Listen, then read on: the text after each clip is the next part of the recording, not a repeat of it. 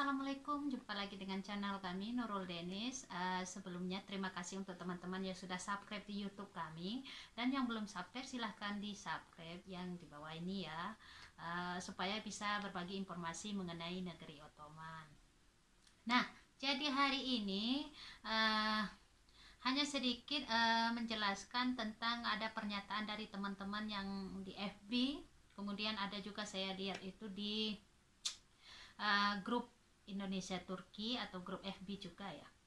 Jadi di situ ada yang bilang seperti ini, menikah dengan bule Turki itu hidup akan sejahtera katanya. Jadi sebenarnya kalau saya secara pribadi belum tentu ya. Kalau saya mau jawab ya seperti itu, belum tentu, karena sejahtera itu tidak hanya hubungannya dengan bule. Sebenarnya kalau kita mau hidup sejahtera, ya kenali pasangannya dengan baik, kan seperti itu. Tidak mesti dengan bule. Kalau misalnya kita bertemu dengan orang yang tepat, sesama warga negara pun hidup akan sejahtera. Nah, jadi seperti apa hidup sejahtera itu bisa dilihat di catatan di samping saya ini. Nah, di sini ada dijelaskan sedikit mengenai arti daripada hidup sejahtera. Seperti itu. Nah, itu dia arti daripada hidup sejahtera. Yang perlu diingat bahwasanya hidup sejahtera itu bukan hanya berkecukupan. Karena kenapa? Kalau yang namanya cukup itu kan tergantung dari privasi masing-masing. Ada sebagian orang dikasih motor cukup, ada sebagian orang dikasih pesawat pun belum cukup. Jadi intinya yang namanya hidup sejahtera itu kalau dari segi ekonomi cukup ya. Kemudian ada lagi kesehatannya terjamin, kemudian psikologinya juga baik, kemudian yang perlu diingat lagi ada tunjangan masa tua. Artinya masa tuanya itu ya bisa disimpulkan ya nyaman lah, seperti itu, hanya dinikmati saja.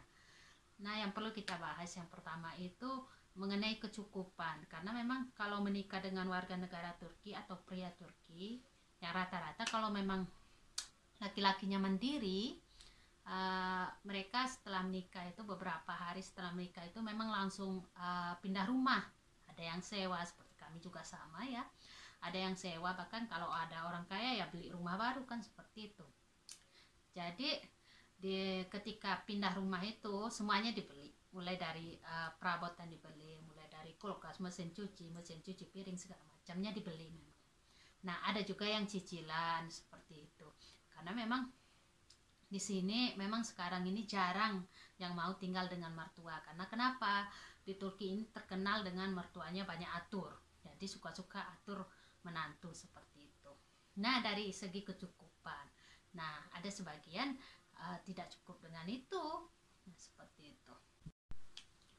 Nah, yang kedua itu masalah kesehatan. Kalau di Turki ini, kesehatan itu lebih diutamakan bagi orang yang sudah ikut asuransi resmi dari pemerintah.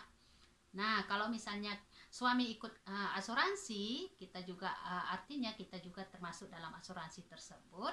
Jadi, kalau misalnya kita sakit, tinggal pergi ke rumah sakit, dan di sini obat itu dibeli.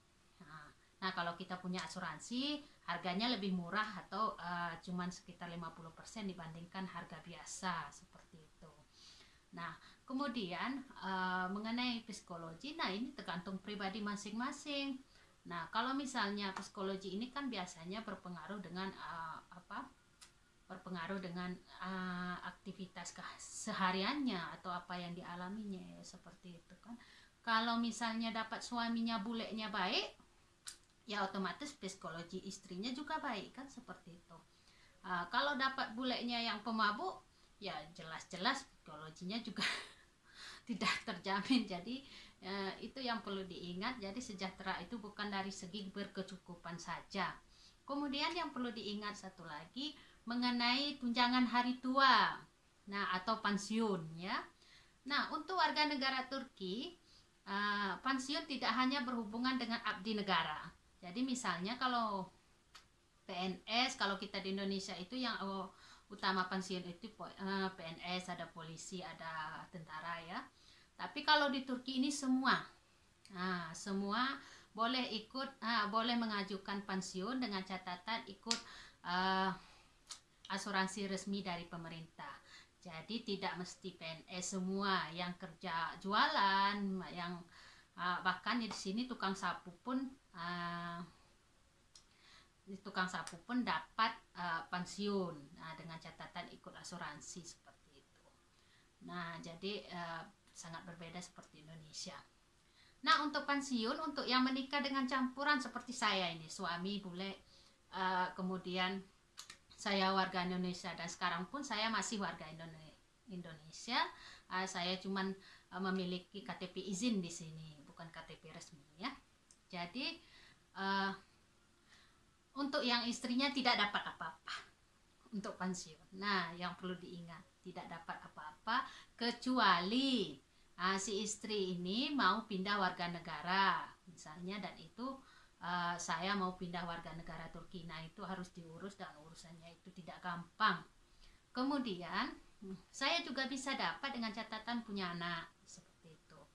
Jadi kalau misalnya tidak ada yang dua ini ya tidak dapat kan seperti itu. Kemudian kalau misalnya saya mau juga ikut pensiun di sini seperti kita ada di di aplikasi Turki itu ada namanya aplikasi sejenis asuransi resmi juga dari pemerintah. Jadi setiap bulannya kita transfer uang atau menabung seperti itu sekitar 500.000 atau 1 jutaan. Jadi dikira nanti sekitar 20 tahun. Jadi kalau misalnya tiap bulannya kita setor 1 juta atau 100.000 seperti itu, setelah 20